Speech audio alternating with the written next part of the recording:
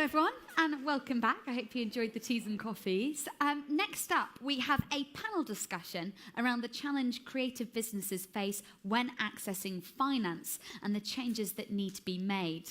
And to give us a little bit of background on those issues and to discuss why she thinks it's important to build an ecosystem for the industry, please join me in welcoming the British Business Bank's Alice Hugh Wagner to the stage. Alice.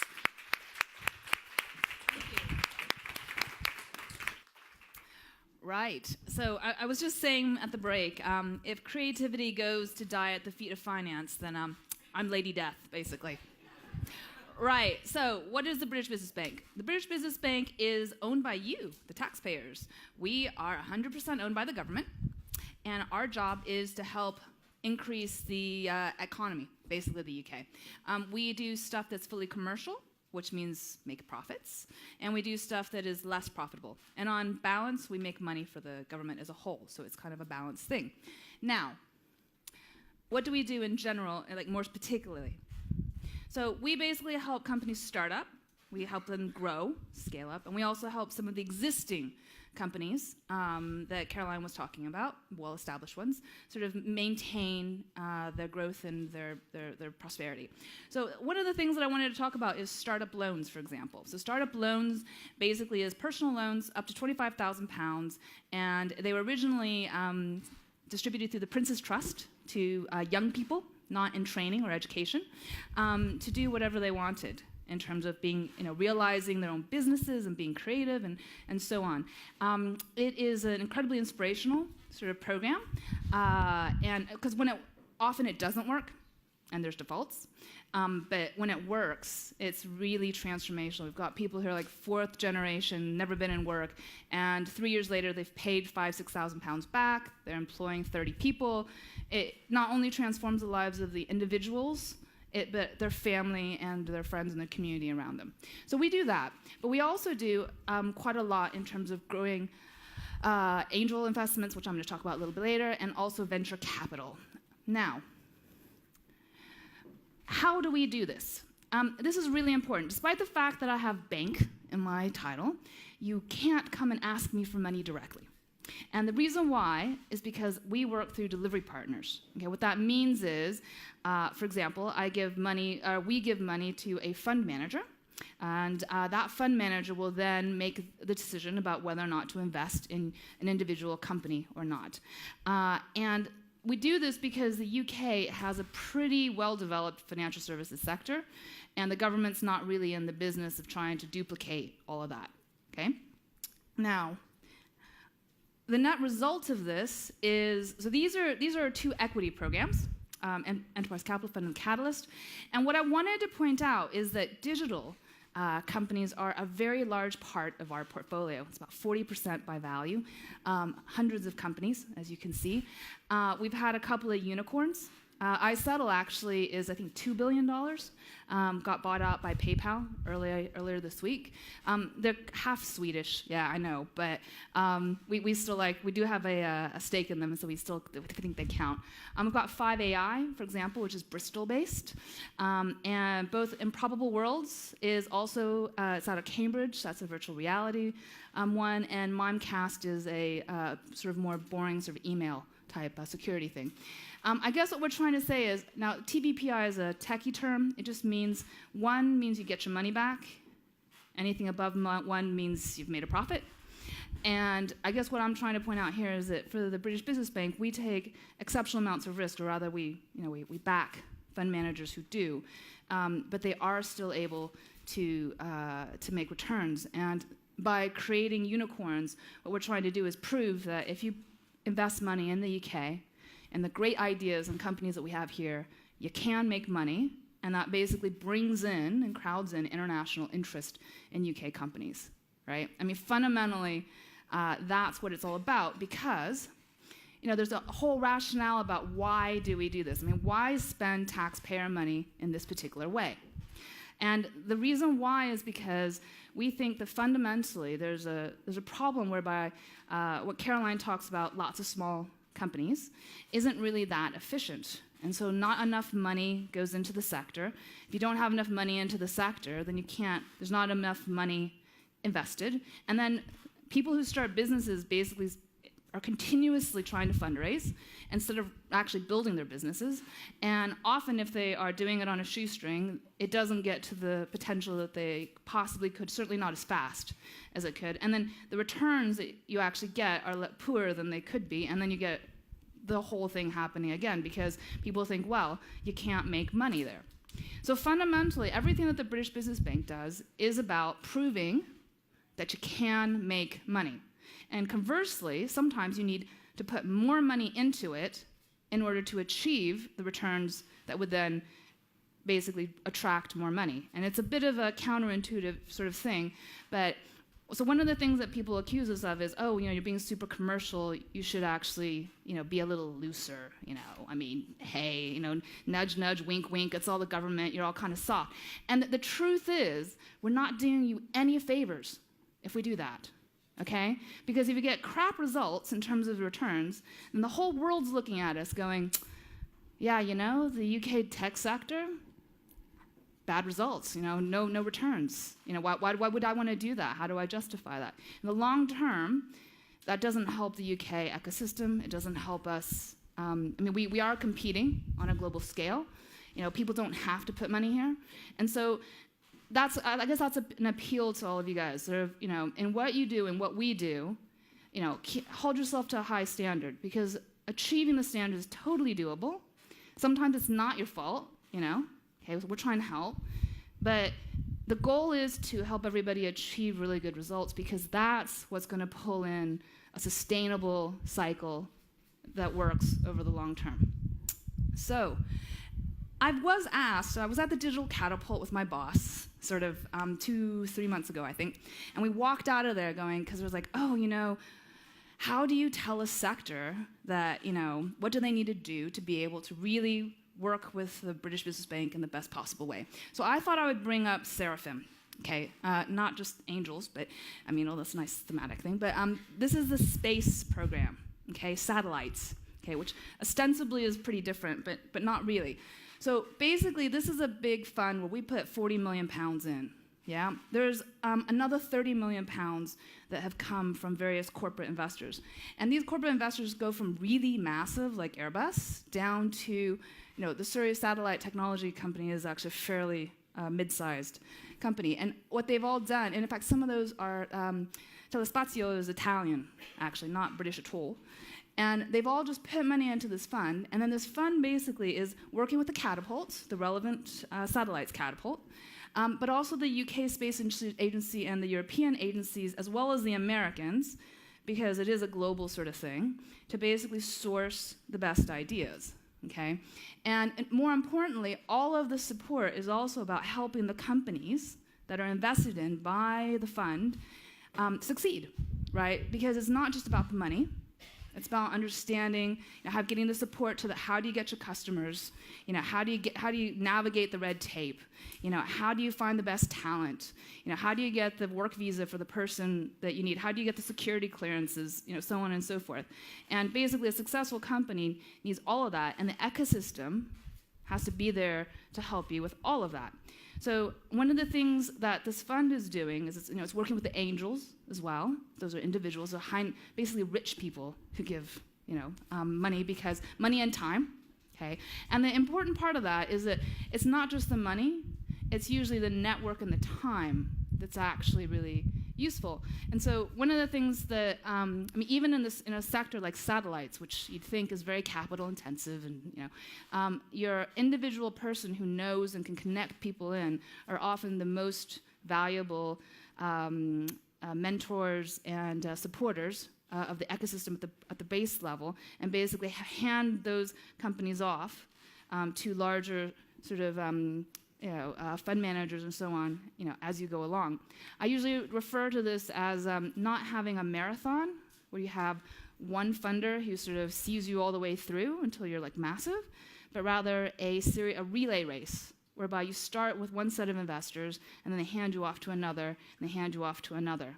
And that's what, in my parlance, an ecosystem or a cluster actually means. It means play nicely together, yeah, and also helping and never losing sight of the fact that it's the company that we're here to help ultimately, right? I mean, that's what it's about. The bankers, the financiers, we're not here to kill creativity. We're here to try and help you enable it. But equally, unless you achieve a commercial model, it's not sustainable, right? Like, we all need to eat. And so, I sometimes wonder about the attitudinal views of sort of, whether or not being an accountant's a terrible thing, and whether or not you can be a creative accountant without going to jail. But that is something, that is sort of where we are. Okay, so I'll stop there and hand over to the panel.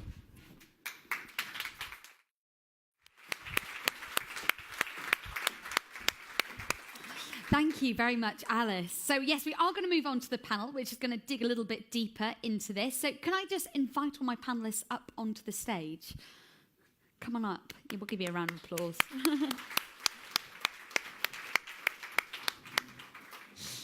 So let me just quickly run down who we have up here.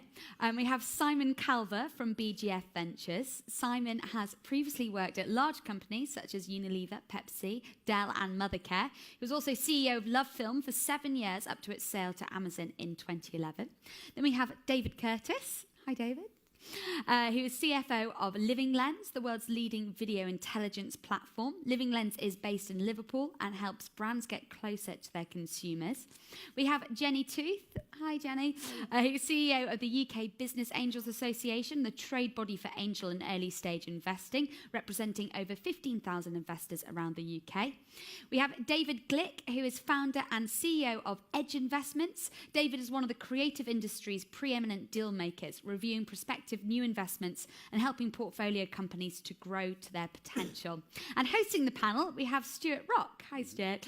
Who's from the Scale Up Institute. Stuart's a multiple award-winning business editor and writer with hands-on entrepreneurial and boardroom experience gained from co-founding and growing a successful media business.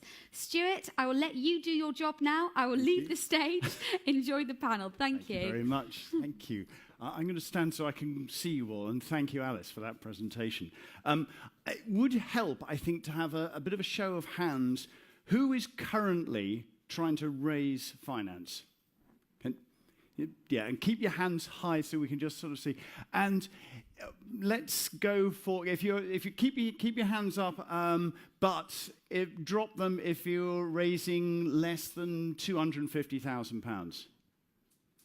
And if you're trying to raise more than £1 million, okay, so that's the kind of stuff. And can I ask how many of you have tried to raise finance in the last 12 months? And those for whom it was straightforward? And would you raise your hands if you said it was really impossible and you gave up at some point? So it was. So there you are. So it was not easy, but not totally impossible. And just one final show of hands for us. How many of you have already got outside investors in your business? So quite a few of you know the joys of having raising money from friends, family, professional investors. Question for you all. First of all, are there specific challenges that creative companies face when it comes to raising finance? Is the creative sector special or different? Jenny, first. Yes, thank you. I actually have seen this quite a bit because I've worked very much with investment readiness with companies.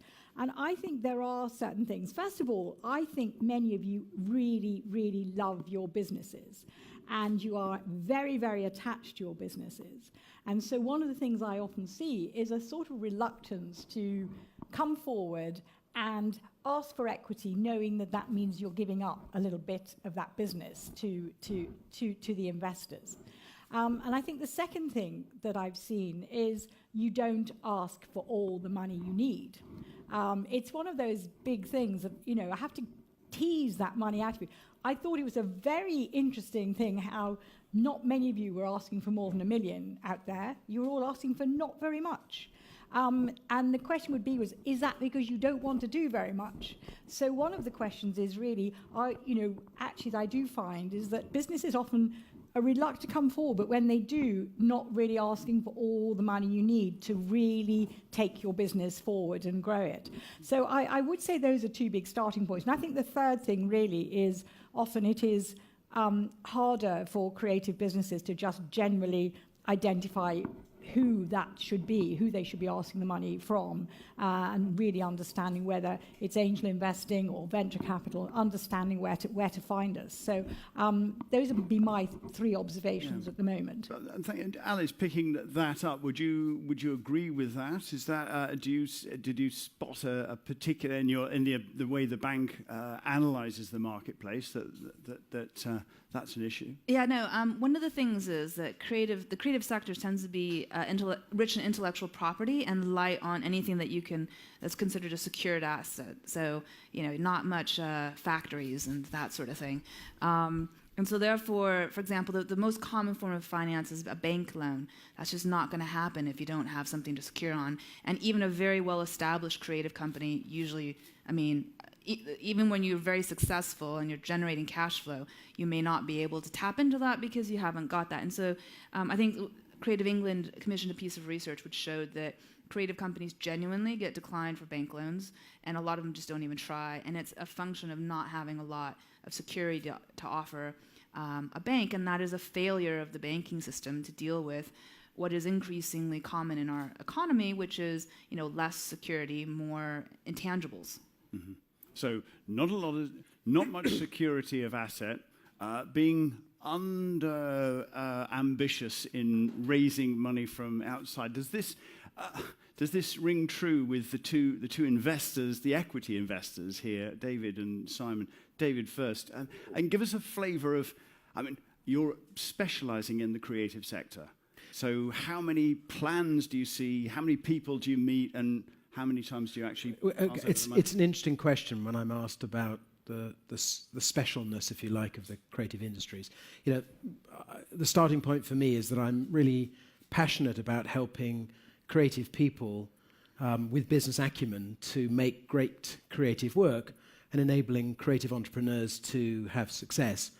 And it is a special industry. It's a broad industry, but it's special. But I think it's special in lots of good ways as well as negative ways. And some of the good ways are that it's one of the few industries where you can make content cheaply at a local scale, but then distribute that content internationally. The marginal cost of serving a video to an additional user is effectively zero, and you can effectively reach everybody who's online around the world. And we've seen earlier today how Facebook have connected 2 billion people through Facebook, 1.2 billion through WhatsApp and other stats. So I think this is an opportunity, an industry with an opportunity for huge amounts of scale. In terms of how much we see, I think we see approaching 1,000 business plans a year. Certainly, I would say in excess of 800. That's an awful lot of reviewing for us. But the number that we actually meet is far less because one of the problems with the creative industries is a lot of entrepreneurs are not investor ready and come to us before they're really at the right stage to come to a fund like ours. Right, and we might pick up investor readiness a bit more. But Simon, for the same for BGF, just a sense of the scale of both your analysis of whether creative companies are more special issues they face, but the scale of the investment. So I can't recognize specifically for the creative sector, but we will look at about 1,500 business plans a year, meet 500 companies, and invest in 10 to 15. Right? Yeah. It's a tough game to start with, I think is the message there. So what you're trying to do is you're trying to triage quite quickly who you think you should meet, who you shouldn't meet. And that's, and you know what? People get it wrong, right? There are some amazing companies that didn't get funded, and that's important. The challenge is, and I suppose, given my background, I'm partly poacher turned gamekeeper or gamekeeper turned poacher, whichever way you look at it. Dark side is often how it's described where I am now. But I think what's important is that you're stood in front of people, or when you're presenting in front of people, who actually don't have any reference points as to what's going to make success and what's going to make failure. And I think people tend to think about, this is my experience set, this is my mind model, this is how I can make it work. And if it's tech, I understand how platform works. If it's SaaS, I understand how that works. But if it's creativity, how do I assess the creative idea? I mean, I used to, when I at Unilever, did a lot of advertising.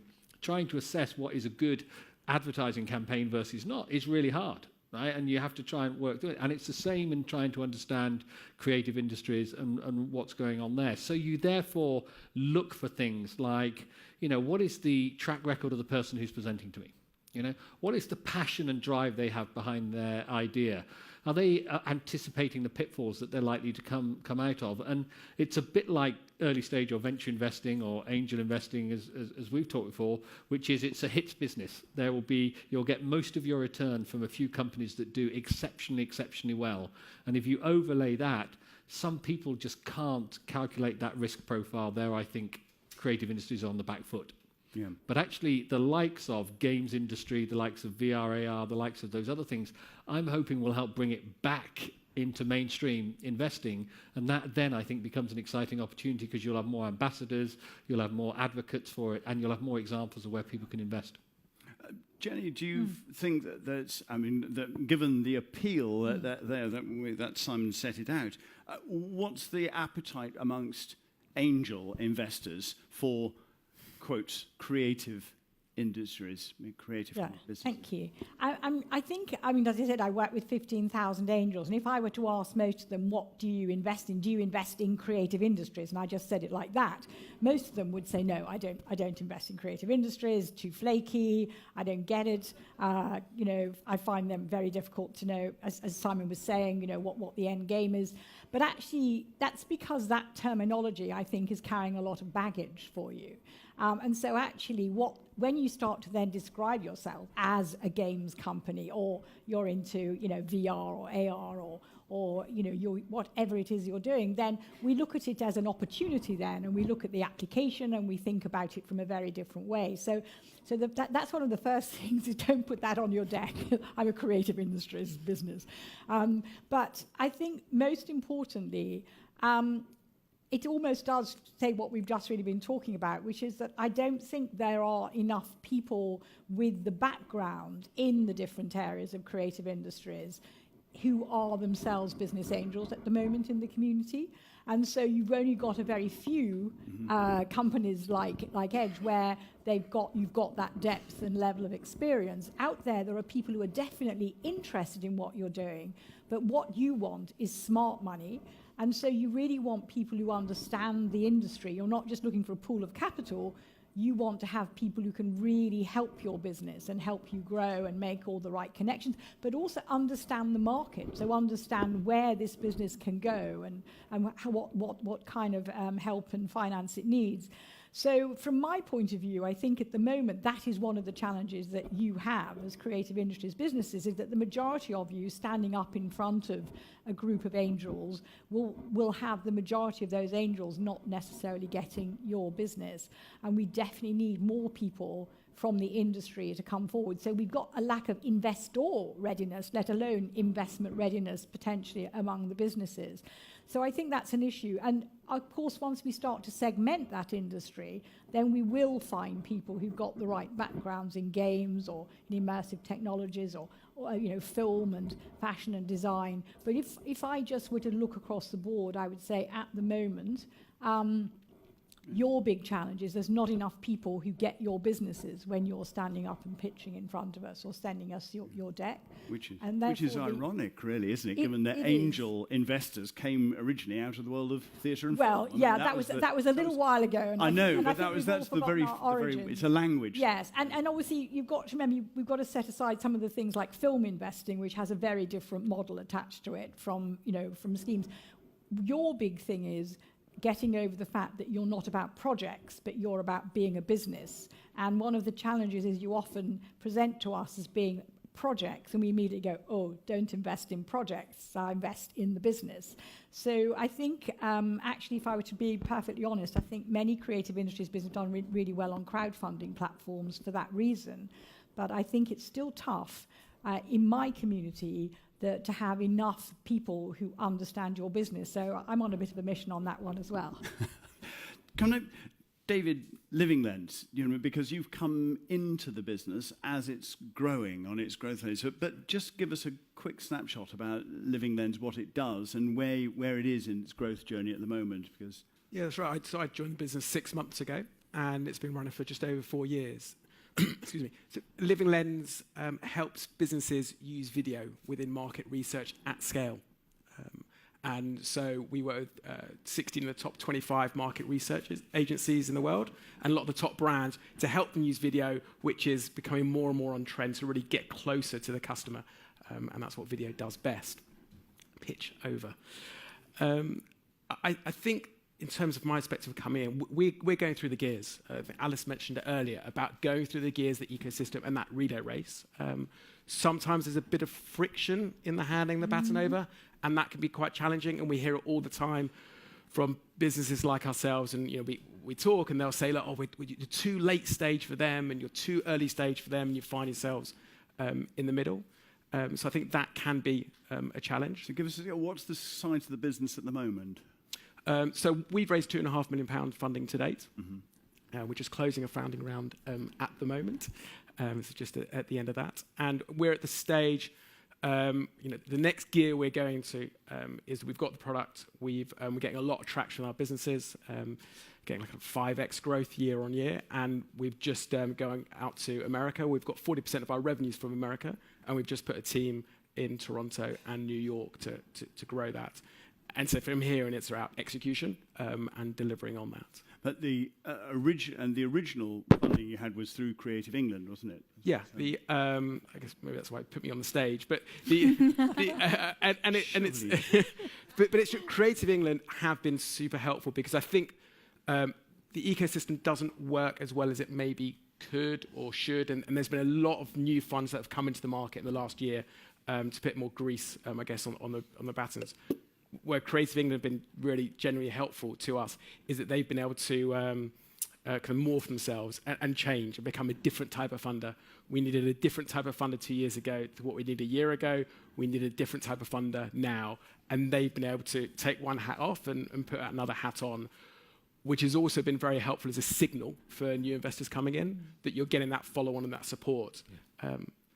Not really talked about follow-on investment so much, but follow-on is just so crucial because it's so the cost of going out to fundraise is huge. So if you can get investors in that can write the next check and the check out thereafter, that's super helpful. And is that something that you, in a way where you've now, as the money you're raising at the moment, has that been a crucial part of who you are going with to invest in Living Lens? Yeah. The depth of their pockets for future. Yeah, you go out and and the first question is, well, who are your investors and are they following on and they're supporting it? You have a name like Creative England. I agree with you on the point about we don't describe ourselves as creative. We say we're in market research. That's the sector we're in. But having a Creative England on there is incredibly helpful because of it gives that signal and the fact that they're kind of supporting you again because they know your business inside out. So that almost puts the first mark in the sand and gives you that validation point that allows the other people to come through. David, you always all the investments do you always follow on? We rarely invest in a business where we don't intend to follow on, certainly. I mean, not every business will require follow-on capital, but you shouldn't start something you can't finish. The size of our fund means that if some businesses grow exponentially and want to raise huge rounds, then we're not naturally the right investor. But I think David's point is important. New investors coming in will always say, are your existing investors in? And I think it's important that if you believe in a business, you're prepared to follow it through. Yeah. We did touch and talked about investor readiness, and what does that mean, Alice? If you were saying it's great, it's a very sensible sort of phrase. You've got to be investor ready, but actually, practical terms, what does that mean? So the word business case gets bandied around a lot, and business case means many things to many people. But what it really is about is that you as an entrepreneur have really thought your pitch through, your business through, that you really understand how you're going to generate value, where you're going to, what are the challenges, how you're going to deal with it, what you're going to need, what's going to happen if it doesn't go to your plan, what's your plan B, what's your plan C, and basically it's then putting all that in one place in a nice way so that somebody who's new to your business, which is, who doesn't know it as well as you do, can read it, understand it, query you about it, and feel ultimately confident in putting money behind it. Yeah. And investor readiness means that you do have to have a comfort. I think flaky is a little unfair, but it's probably... I'm saying what the investors say. That is, yeah. I mean, and I think it's probably useful to sort of, deal with some of these stereotypes, in the face, right? The stereotype is you're flaky, you don't have your numbers, which means that you've got to be twice as good and get your numbers down cold, right? And I don't mean fancy sort of modeling and whatever. Just, that the numbers are there and you've given some thought and you can say, why is it this number and why is it not? And that it all hangs together, okay? So when we talk about investment readiness, sometimes it's just basic hygiene things like that, yeah? Like, for time is a wonderful thing because people will say, well, this is what I'm going to do for the next year. Well, what happens after that? What's the plan after that, right? Oh, I haven't thought about it. Anything could happen. Yes, I know anything could happen. Can you give us some, break it down for me, right? What does good look like? What does, not so good look like? And what are you going to do? Yeah, Yeah. Yes, I got Simon.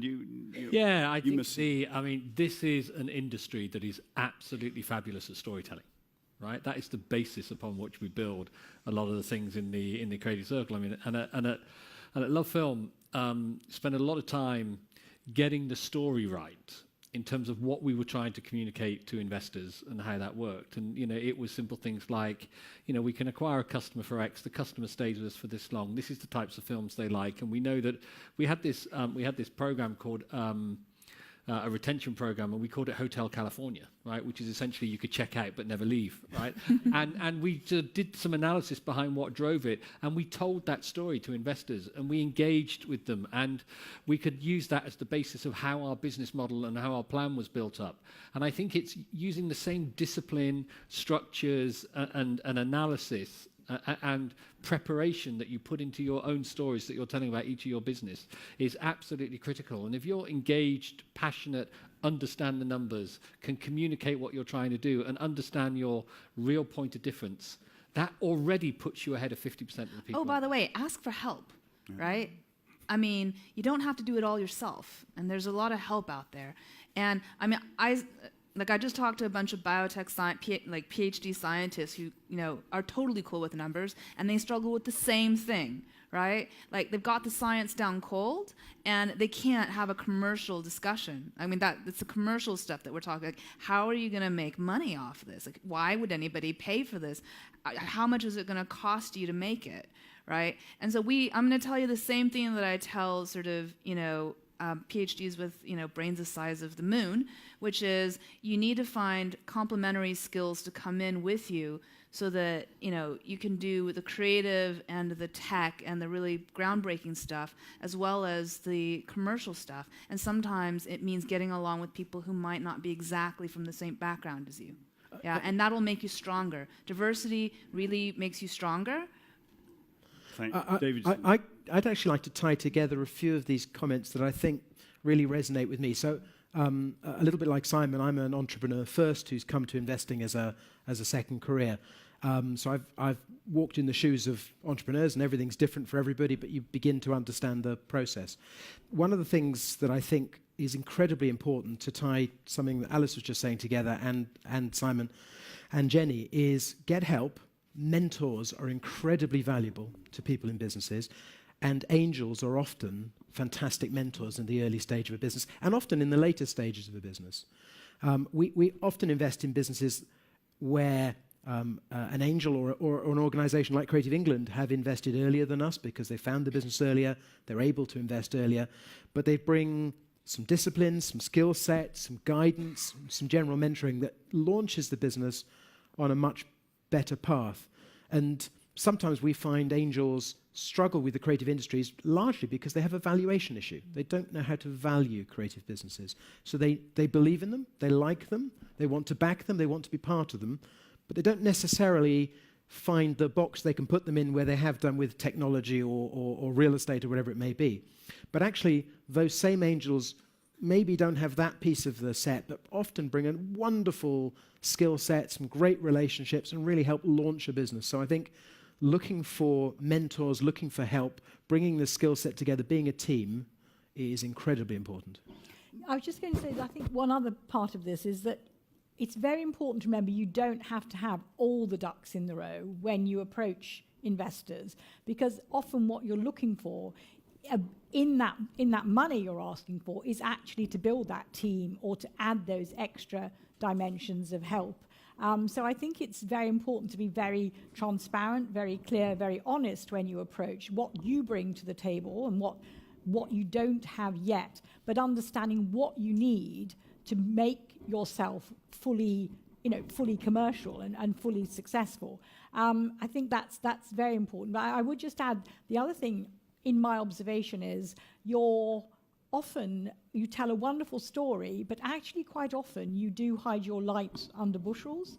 And one of the things that you will find many others and many other entrepreneurs will do that I still think many creatives don't, which is to really tell us how fantastic you are and all the achievements you've had and all the amazing traction that you have, because somehow you're trying to measure yourself against other things, but actually to help us really understand you, to really know you, and to talk fully about all that you've achieved, very often against very considerable odds as a creative, to build that business, is something that really grabs our attention.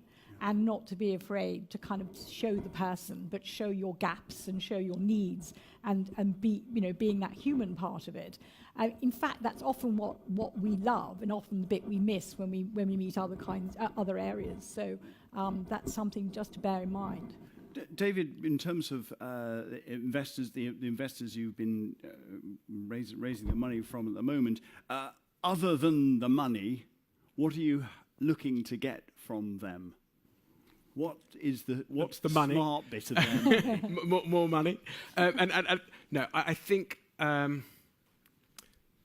money is, and I we can say the money is absolutely crucial. Yeah. And it's the right type of money that can help us get to more money and bring more money with it. There have been, I think what's been really helpful is actually piecing people together who have got money in, which is really important. The difference between people who have got money in your business to the people who are advisors. And I've been in business, we don't need any more advisors. But people that have got a vested interest and you've got money there, and you see their true colours in maybe in the tougher times, are it's really, really helpful, because what they've done for us is that you go to the challenge and 90% of the time they say to us, you're fine, just crack on. And that gives you that confidence to keep going, knowing that 10% of the time they'll steer you right. Mm-hmm. So I think there's a lot about confidence within the business and giving that support to keep going and to have people that will stay with you for the long term. And I think the one thing I'd add to all of that is we need to work harder at it, but to make sure that confidence goes throughout the business and the understanding of what does good look like within the business. I think one of the challenges that we have is that we don't see many successes around us. And maybe they are there, but we're too British about it. I don't know. Yeah. But I just sense that maybe permeates within the business, because then not everyone else can see actually what does the end game look like and the potential for what this might be. So more storytelling. Yeah. It's really helpful. Simon, it reminds me of one of my own mentors who once said to me, David, it's not about the money, it's about the money. Sorry, that thing about case studies, though, is very important. I mean, it's the big thing we lack, is that we don't have enough of those case studies of success and exits out there that you can measure against and that we can measure against. And there has been, I think, a lack of those case studies and a lack of role models. We haven't got enough of people around us. Just one quick thing to add on. One thing that we found that helps for us is finding from angels or businesses that hunt in packs. Because there isn't that maybe awareness of the sector, if you can find people in packs, actually, we found they often look to one person who says, oh, that's good, I understand that. Yep. And that, again, it's all about getting that to stick to and bring Getting some that momentum. through. Simon, I was going to talk about, therefore, you talk about PACS, you talk about how that works. And I think that comes to the point of how does this work across the whole of the UK and how do the regions come into play? And I think you need a critical mass in an ecosystem. You need angel investors. You need investors, who don't just have Oyster cards and travel around zones, and get out about and meet people. And I think that's really important. And what you try and do is Scotland and Edinburgh in particular, after the FanDuels, after the Skyscanners, what happened is a lot of those people then created new businesses. There's real energy, there's a buzz, and that's working. In Cambridge, after ARM, those sorts of models, actually, we need to get out there and we need to begin to help create those ecosystem all the way through so you can pass a baton from the very start to, I don't know, a public market or a big exit or whatever. And some are more advanced than others. And so location does have it makes a big difference. Where you are, it makes a big difference in how much money you can does, and a lot of people just, if they want to meet somebody face to face and they're based in Newcastle, they don't want to have to get on a train for 3 hours in order to have a face-to-face meeting or a board meeting and makes that work. A lot of people do, and I think that's great. But I also think we need to ensure that a lot of the initiatives that we've got going on in the BBB, BGF has 13 offices across the UK and Ireland, and that proximity means we can work with companies where they're based and what they're doing. Yeah. I might add, though, 65% of angel investing is in the Golden Triangle, London, Oxford, Cambridge. And so if you are an entrepreneur in Leeds or Manchester or Newcastle or Bristol, it's still very tough for you to find local angels anyway, let alone local angels who will know about creative industries businesses. So, this is something that I'm sure Alice will say more in a moment, but that is something that, you do battle with as an entrepreneur, and we do as an association, is that we still don't have enough people who get angel investing and get backing entrepreneurs outside these major areas. So I've got half a minute. We have got half a minute, and I'm just wanting to check that anybody's got any questions. Yes. Lady here, yes, please, go on.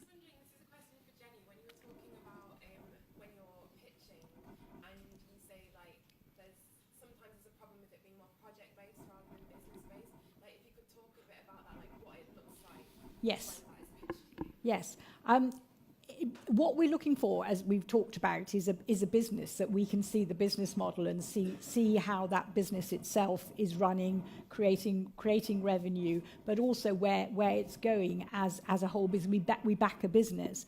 But very often when you approach us, and we know it's often because that's how you fund things, you're often having to fund a project. So it might be the next film, it might be the next advert, or it might be the next design. And so you're looking often at I need it for that thing.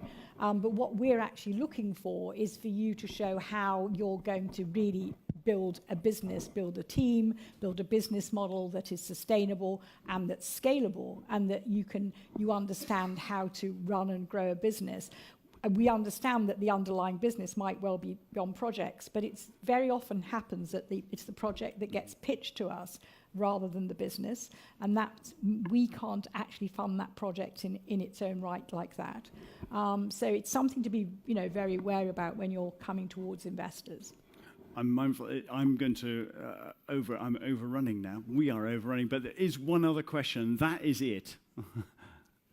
Do you think that with the refocusing of enterprise investment scheme money away from de-risked schemes, that there's going to be an opportunity with a lot of that money available to deploy properly as it was intended, potentially in creative businesses and others? Yes. I mean, my team was actually involved in that analysis. It's for knowledge-intensive businesses where a lot's going into R&D. Now, the definition of R&D is, malleable a little bit, but typically this sector, because it's so heavy on intellectual property, should actually qualify.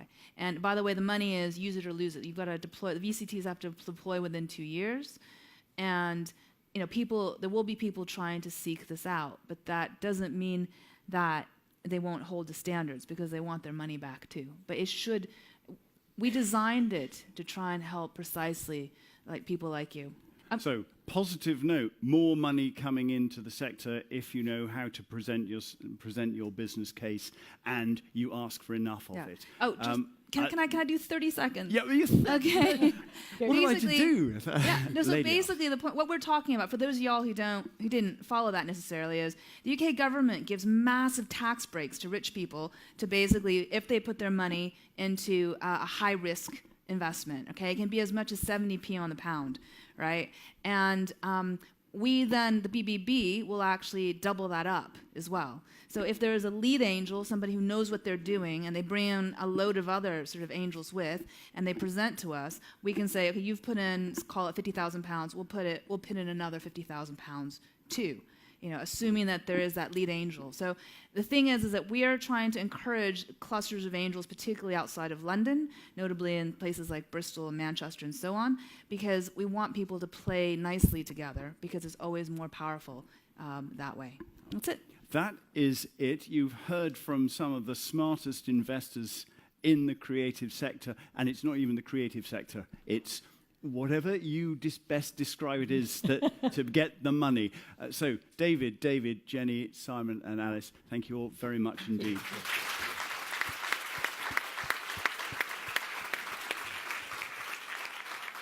And if I might just add, at the end of my commitment to the creative industries is that later on this afternoon, my wife and I are going to meet our first NFTS scholars that we're funding at the NFTS. So I'm really up for it as well. Thank you to all our panellists and to Stuart. That was brilliant. So we've already heard from one company who's using new technology in content creation. Now we're going to hear how Spearhead Interactive is also using innovation, but this time to address business problems. So please join me in welcoming to the stage Dan Riley.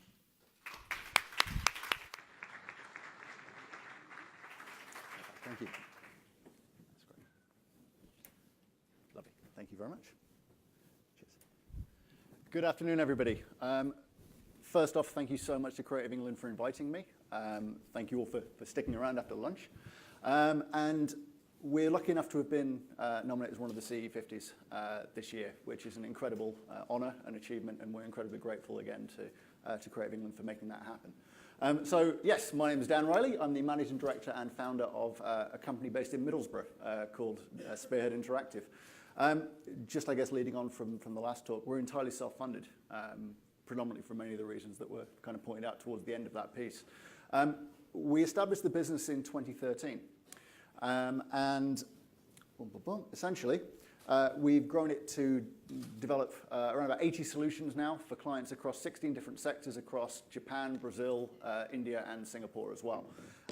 We're an emerging technology agency, and we specialize in the development of immersive and interactive content to solve commercial business challenges for clients. So we're not necessarily in the entertainment space, we're more in the enterprise space. A little bit about me in terms of my background, just to start with. I graduated in 2007, degree in 3D animation and visual effects from TCL University, and got employed by the university itself, then put inside of a research and development lab. I spent 4.5 years at the forefront of the virtual worlds industry and how we could solve commercial business challenges using real-time 3D content and virtual worlds technology. During that time, I did the whole academic thing. I spoke at international conferences, I evaluated about 300 platforms, I've had some research papers published, all of that kind of stuff. The work culminated in the development of this. This is a 16 square kilometer virtual business park that was launched in 2010. So this shows how far, again, how far back we're going. There's room here for 9,000 businesses to rent a plot of land, establish a virtual presence, communicate, collaborate, connect supply chains, all of those kinds of great things. The Northern Design Centre was being designed. We had it up and running inside this virtual environment 2 years prior to construction being completed. So we're not only able to get the architects and the design teams in to make sure and validate the different areas of the design, we could actually get staff that may well be hired or working inside of the space to check the services and make sure everything was happy for them. We did a bit of work in the automotive sector as well, and virtual showrooms is an obvious example for content and how we can start to sell products in virtual environments without taking up any real estate. So again, we started this business back in 2013. There was no VR industry, there was no AR industry, or it was, but it was very, very niche.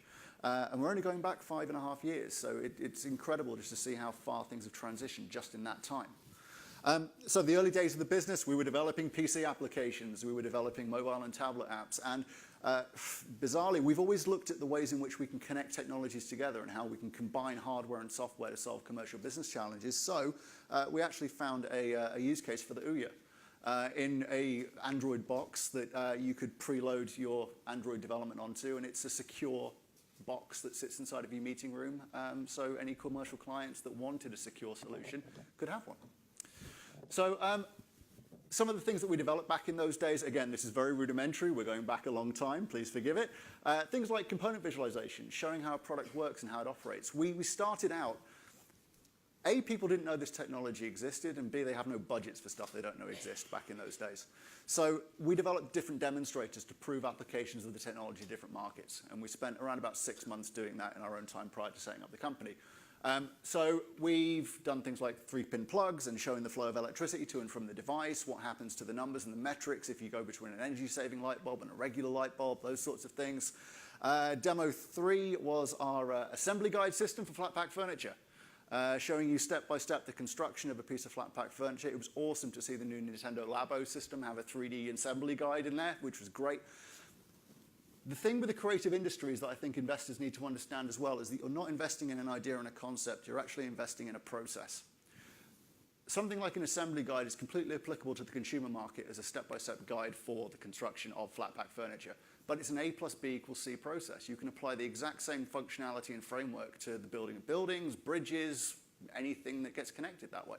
So I think there's a few different lines of thinking around how we can position ourselves and our ideas and our concepts from a creative perspective into something that more commercial people are going to be able to understand. Not everything we've done is conceptual. We've also looked at how we can develop abstract visualizations of data, for example. The first job that I did outside of the university within D-Lab was set up a digitization factory, taking in U-Matics, VHS, Betamax tape, 16mm film from archives all over the world. How do we clean, process, digitize that? Deal with the digital files, the physical process, degrading media, nitrate that might explode. It became, pardon the pun, quite a three-dimensional process. So what we did was we knocked up a virtual 3D process flow diagram. And we can turn the flows on and off, we can see inputs and outputs of individual locations, we can look at individual processes themselves.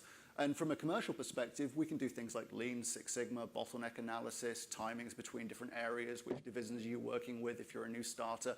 All of those sorts of things can be derived just from this one application. So we've been thinking about, A, the applications of the technology, both in a conceptual way and a completely out-of-the-box way as well. And this academic understanding and the demos and all the work we've done over the last 5.5 years, we like to think we know the why, not just the how when it comes to building these kinds of technologies. And we spend a lot of time thinking and a lot of time on the taxonomy as well in terms of how we describe these things going forwards as well. I think that's really important for the creative industry as a whole to kind of get on in terms of understanding what's going on with this stuff. And for us, it's 3 buzzwords we came up with: visual communication, data transformation, real-time immersion. Quite simply, by running stuff in 3D, I can convey it to people in a much easier way. It's the way we see the world, the way we navigate, the way we interact, the way we communicate, all of that stuff. If I can integrate data into those visualizations, I can better understand what's going on within them. And if I run them in real time, I'm able to experience them. And for us, it's the combination of conveyance, understanding, and experience that give the technology such power. And that's across the board. Not to mention as well the fact that we can deal with oral, visual, and kinesthetic learners simultaneously inside of these environments. 70% increase in knowledge retention within virtual spaces from a large number of research papers that have been done since the early 90s to today. And we're seeing a huge uptake in this now as companies are starting to dip their toe in the water and invest in VR training applications and things like that.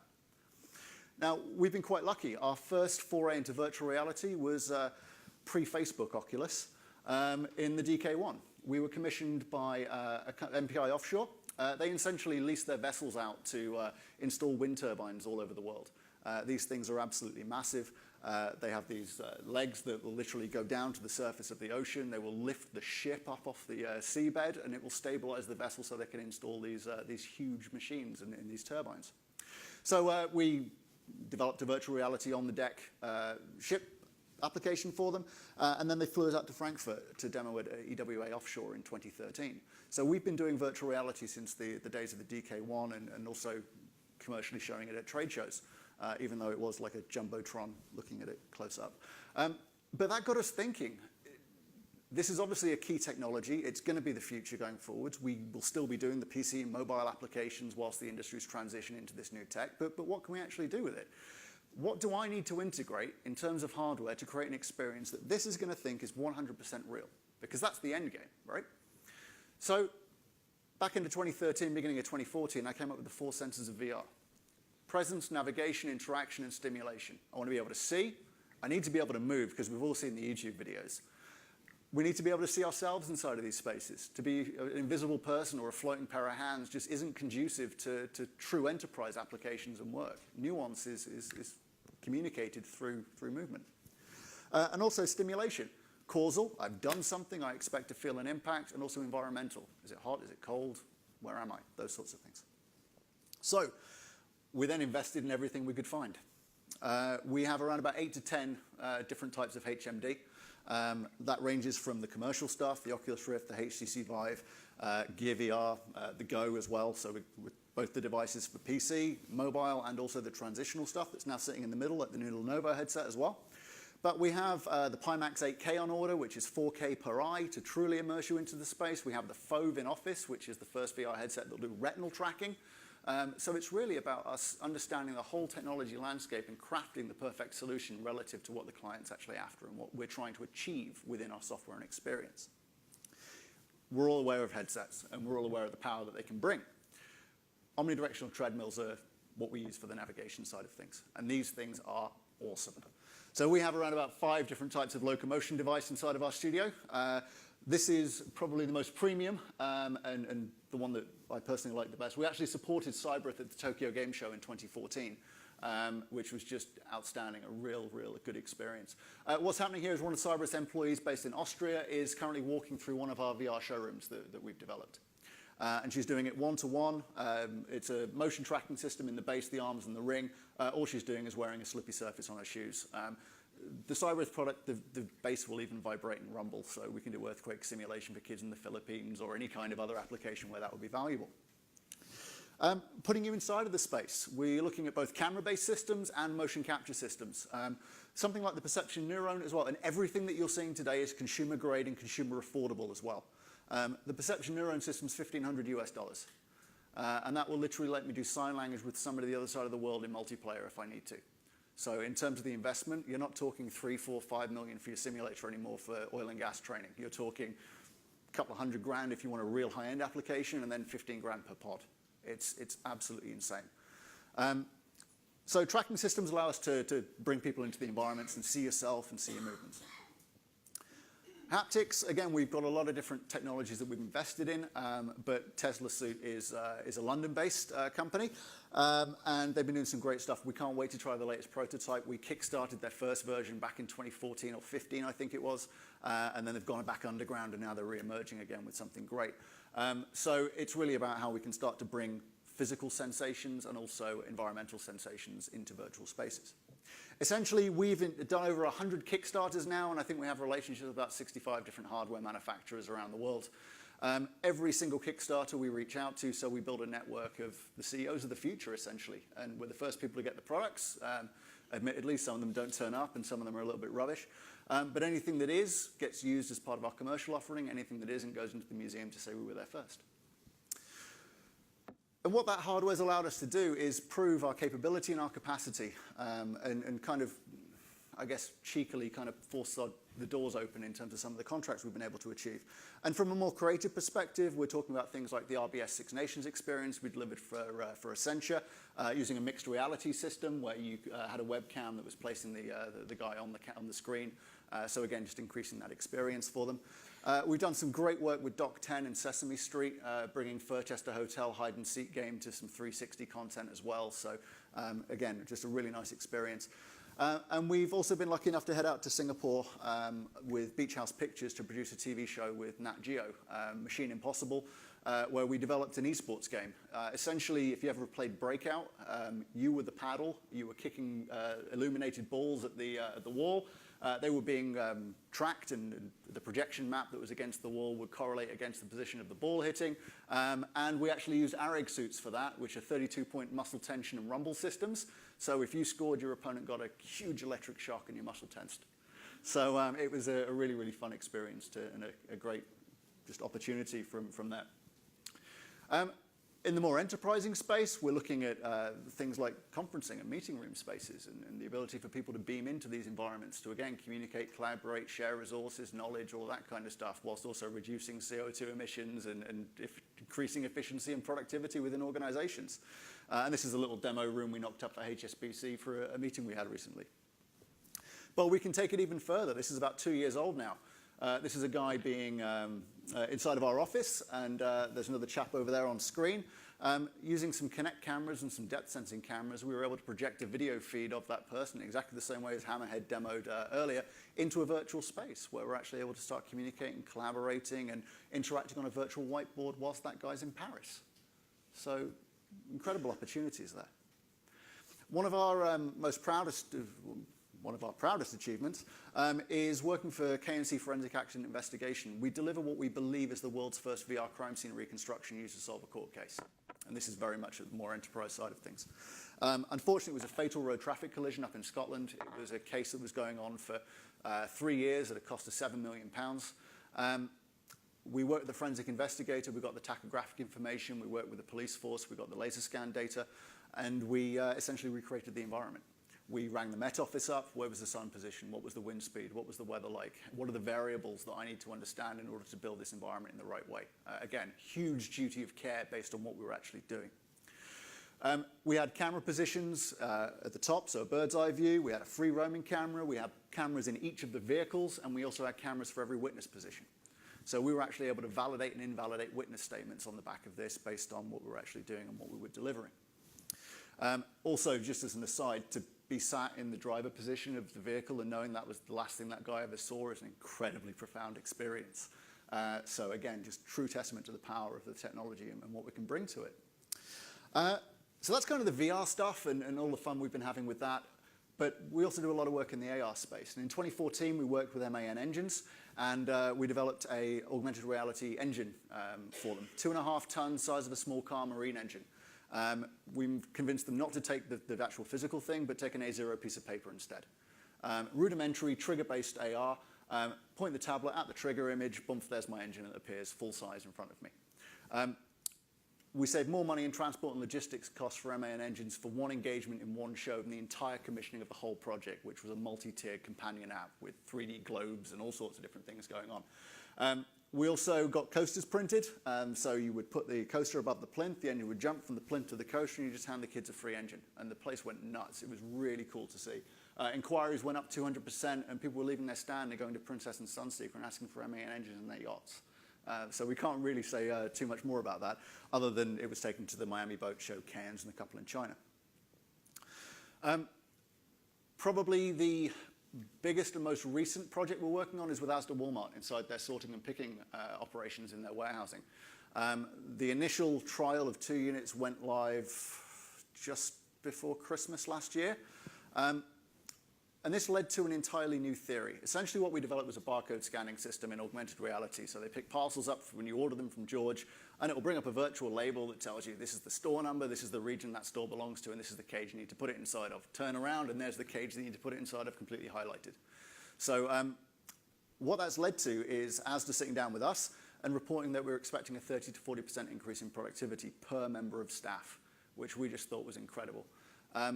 Within 2 weeks of the trial, some employees were reporting a 200% increase in productivity, and we reduced their error rate down from 3% to nothing because of the use of the AR. That led to an entirely new theory, which I'm calling ROX, return on experience. The ROI calculations that you will get based on the time it takes to do a process are going to be entirely different as to whether or not that employee enjoys doing that process. And I think the ultimate thing that we have to say about this is, heaven forbid this stuff should be fun. If you can actually start to bring in these tools and gamify it and bring in the UI and the proper UX and speed up that process and make it engaging for somebody, they're going to be doing it faster, they're going to be doing it better, and they're going to want to keep on doing it. And if you can get in that way, then why not? Again, it makes the employee get better at their job. You can encourage competition and just staff morale. There's so many benefits. Conscious that I'm running out of time, so I'm going to try and move on quickly. Essentially, what we do at Spearhead is quite simple. We build 3D models, typically. We do some work with 360 film and video and those sorts of things, and apologies to all the film guys in here. I realize this is very CGI-weighted. But we apply animation, data, documentation, functionality, and systems into those 3D models, whether that's a component, a product, a piece of plant, a site, or an entire city. It doesn't really matter. Once that's been done and we've met the objective, we export that out as a PC application or as a mobile application, and we leverage different types of hardware and technology on the back of that. Again, what are we trying to achieve? What do I need in order to meet that objective? And how am I going to deploy it using technology or technologies that are going to ensure that I maximize the impact of that solution? And that's the crux of what we do here at Spearhead. And we do it so that we can increase efficiency and productivity, reduce time and cost, and allow our clients to differentiate amongst themselves. Ultimately, allowing clients to explain, justify, train, de-risk, plan, entertain, inform, sell, or test any aspect of their activities and visualize their processes and their data in context. It's been mentioned a number of times today, but innovation seems to be the buzzword of the last 5 years, really more than anything. For us at Spearhead, innovation is simply about looking at a process, breaking it down into its component parts. Chuck out the old stuff, slot in some new stuff. You're faster, cheaper, smarter, stronger, better. You're innovative. The way that you understand a process is through access to data. And we've seen that in the large markets so far. Big data has been a hot topic for a long time, except you've got two big challenges as a corporate. First one, you're drowning in data. Second one, you can't consolidate it easily in a way that makes sense. So now we've seen a multi-billion-dollar industry in dashboards. Except for us, we have 3 issues with dashboards. The first one is you're using visualization techniques that are thousands of years old. Pie charts, graphs, all of that sort of stuff. You give that to the CEO and you give it to the guy on the shop floor, you will get an entirely different interpretation of what that data actually means, in most cases. You're also drowning in dashboards, ERP, stock control, CRM, robotics, Google Analytics, HR, God knows what else. There are companies working on this stuff, but at the moment, each one's disparate. There's no real way to connect anything together. And for us, that's where the real value lies. It's within connecting this data and interrogating it in different ways. So we believe there needs to be a context for all of this information, all this data. For example, the CEO of Nissan blowing a vehicle up into all of its component parts and having a look at his phone in the morning, and anything in stock is green, anything out of stock is red. Forget about that 10, 20-minute report I've got to read with all my graphs and charts. I can just instantly see in seconds where the problems lie in today's process. The way we see the world. I'm really running out of time, but I just want to kind of run through the actual applications. How far does the rabbit hole go? What are the applications with VR? There's so many people. It can be used for everything. Where do we even start? We've broken it down into 3 core areas and 2 bolt-ons. Visual data, experiential data, functional data, and the ability to put monitoring and also control into those applications. Visual data is simply a case of I want to see the model. I want to walk around it. I want to get a feel for it, all of those sorts of things.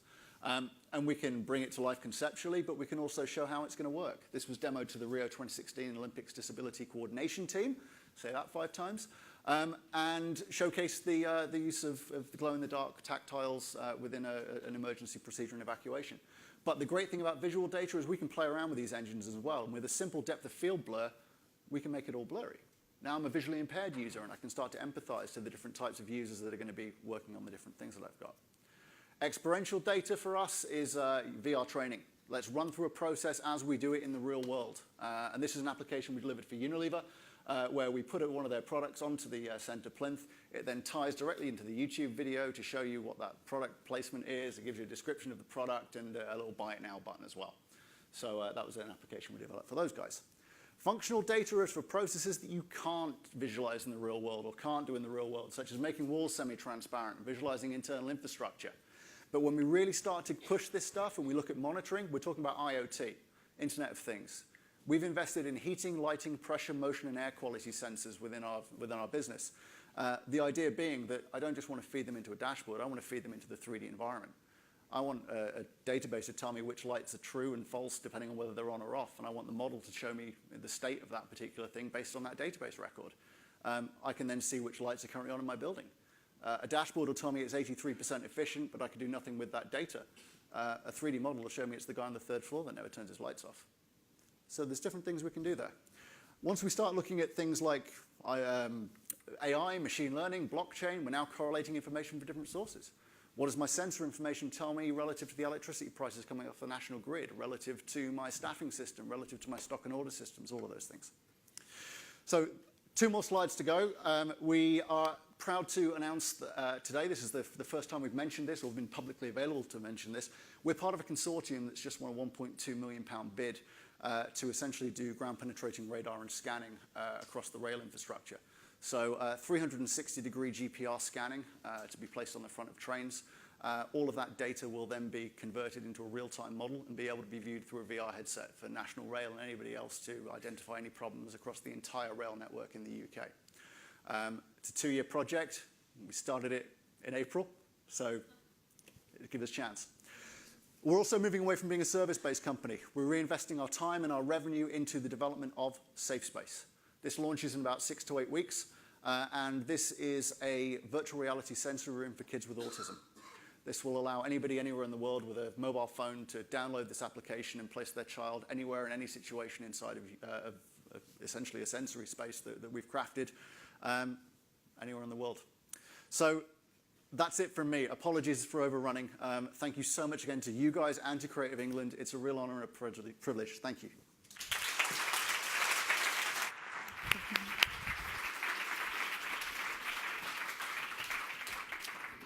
Thank you very much, Dan. So we're going to take another quick break. So please go back outside, get a tea and coffee, stretch your legs. We'll be back here in 15 minutes to hear from our final fantastic speakers, including Ian Livingston, and we'll have an insightful panel discussion about the filmmaking programme Short Flicks. See you back here in 15.